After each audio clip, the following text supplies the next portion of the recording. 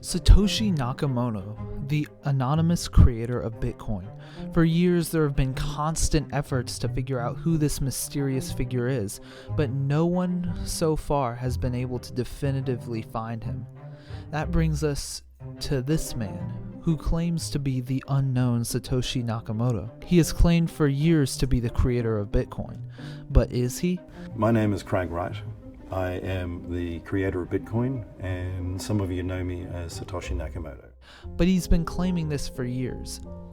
While one would think the founder would want to remain anonymous, he's been loudly claiming to be Nakamoto. So, Craig Wright first started drawing press in 2015 and 2016 when he first claimed to be the founder, and he was met with a lot of backlash. You want questions from the audience?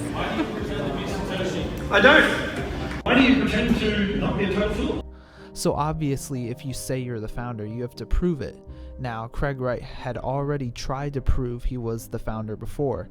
He uploaded a Bitcoin signature that was supposed to have been made by Nakamoto, but people soon found out that he had copied it from an earlier transaction in 2009. In May of 2016, Craig Wright said he would do it this time by moving Bitcoin from an early block mined. But what does that mean? Well, so basically, when computers solve a complex math equation or hash, they create a block, and the computers get rewarded with a certain amount of Bitcoin for creating the block. What Wright said is that he would prove he was Satoshi Nakamoto by moving some Bitcoin that was mined from a very early block. But a lot of people had problems with this. If he really wanted to prove once and for all that he was Nakamoto, he would have to move Bitcoin from the Genesis block, the first block ever mined. So did he do it?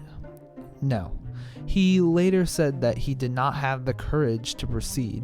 He also had asked security researchers to send £5 to the address associated with the first Bitcoin transaction. He would then send the Bitcoin back, but he never did.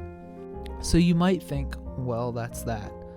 His story in the Bitcoin world is over. But that's far from the case. In 2018, a lawsuit happened. You see, Craig Wright was involved in Bitcoin for years before he claimed to be its founder.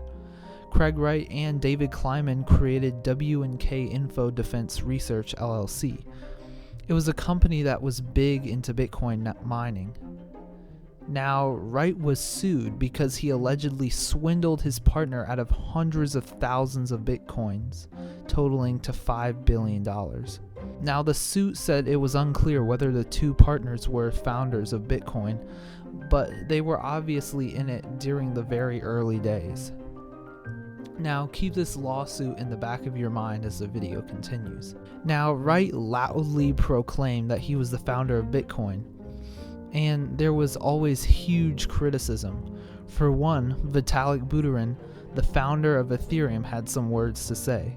And, Craig Wright was this basically scammer who just keeps on pretending that he is Satoshi Nakamoto. He had also used a Bitcoin address that once contained 160,000 Bitcoin for many forgeries until the real owner of the address came out and called him a liar and a fraud. Now, Craig Wright did not appreciate criticism. He then decided to go on a lawsuit spree. He sued Vitalik Buterin of Ethereum, but it was dropped. He sued Adam Back, the CEO of Blockstream, but it was dropped. He sued many more people, including Roger Ver, the founder of Bitcoin.com, but most of them didn't go anywhere. Wright also attempted to copyright Bitcoin, and he actually succeeded. This led him to suing Bitcoin.org to take down the white paper of Bitcoin, and he won when the site operator didn't mount a defense. The operator was very displeased, however, when they were ordered to take it down and pay $48,000 in legal fees. But now back to the original lawsuit. In 2019, in May, the court ordered Wright to disclose all of his Bitcoin holdings, but Wright said that he didn't have a complete list of all the Bitcoin addresses. He claimed that they were in a blind trust. The judge then ordered him to disclose it, but he didn't. Apparently, the trust held 1 million Bitcoins, and it couldn't be opened unless 7 trustees combined their private keys together. This trust was named the TULIP Trust. Then, in August of 2019, the judge ruled in favor of Kleiman, which basically meant that Wright would have to give 50% of the bitcoins to his family.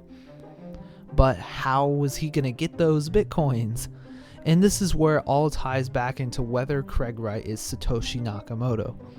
Since he lost the lawsuit, he has to be able to access that 1.1 million Bitcoin, the same amount that Satoshi Nakamoto has.